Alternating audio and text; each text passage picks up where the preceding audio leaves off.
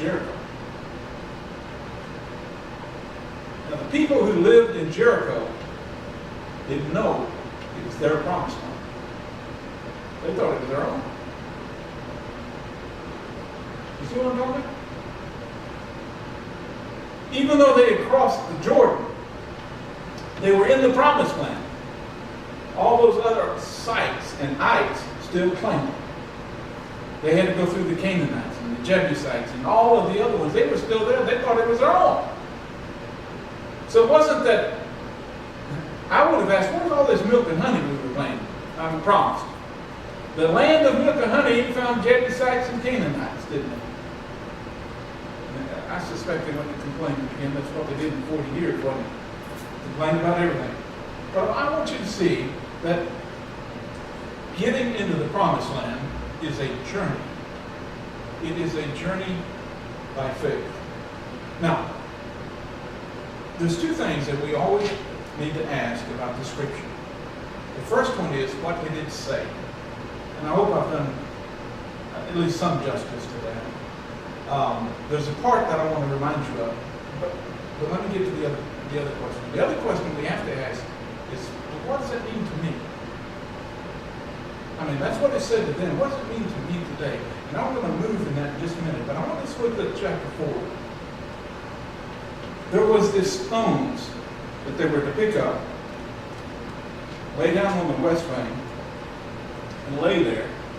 And then every time some kid come by, or they got the opportunity to say, what are those stones? They were to tell the story how God delivered them out of the hands of the enemy and how they crossed the Jordan on dry ground. What a wonderful story. And they were to tell it over and over and over so that the stones became a memorial of what God has done. Now, friends, for us, I think there's two crossings of the Jordan that we'll face. One is the first one.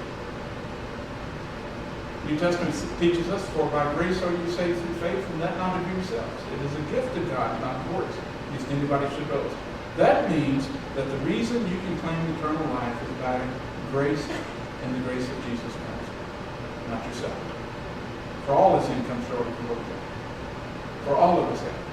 But it's by grace that we stand. Now, for many of us, we've crossed that Jordan the first time. We may be standing on the west bank looking up at Jericho, but we're on the west bank. Now, sometimes we need to remind ourselves of that. In 1957,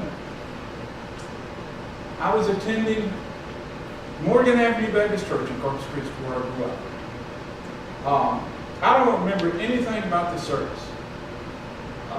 I remember the pastor's name. His name was Roy Clark. He wasn't one of the played the guitar. He's just named Roy Clark.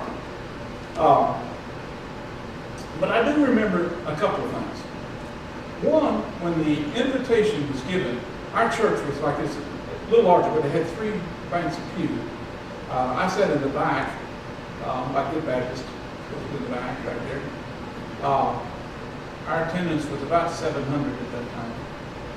And when the first invitation hymn was sung, I looked down, and my brother, who was down over on this side, got up and went forward. Now, I knew what he was doing forward. Now, friends, here's what my 9-year-old mind said to me.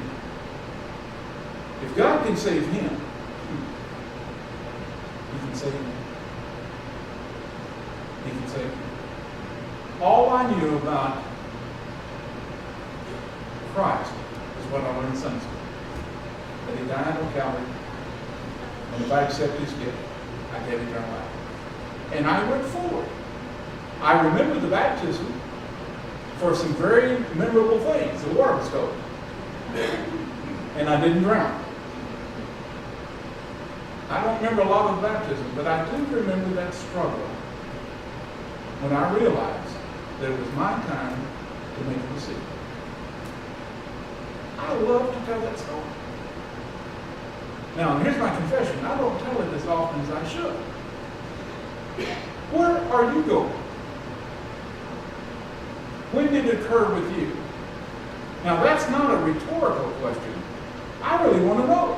Where were you when you first said yes to the Lord? I hear your story. Who was the star? No. I was in Baptist church in Justice Springs, church. Amen. Dustin Springs? That's Augusta, oh, I know where that is. Yeah. It's still out there. Yes. They're up to 2 rooms now. Yeah, they got 2 rooms now.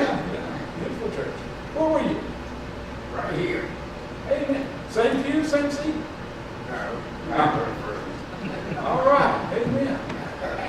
Where were you? Vacation Bible. Here? No, Farmville. Farmsville. That's down my part of the country. Yeah. Where were you? Pine Grove Baptist Church. Okay. Pine Grove Baptist Church. Pine Grove. All right. About 11 years old. 11 years old. And it stuck. Now, you notice I'm not asking, have you lived up to every commitment you made? No, I'm not going to ask that. I won't start confession time. But where were you? I want to hear your story. Where were you? In the Brethren Church, 12 years old. Some good things come out of Brethren Church now. Yes. Yes. Down here? Amen. Age 11. Amen. All right. Where were you? I was in this church when it started on Ramsey Street, right across from my house. Amen. The first Sunday it started. Amen. All right, where were you? I was at Ridgecrest North Carolina youth thing. I was 14 at Ridgecrest. All right. A lot of you, you'd be surprised how many of our testimonies either involve a revival, a youth event, or a vacation Bible school. Where were you? Anyone else want to share? I was at Barber Hill Brethren Church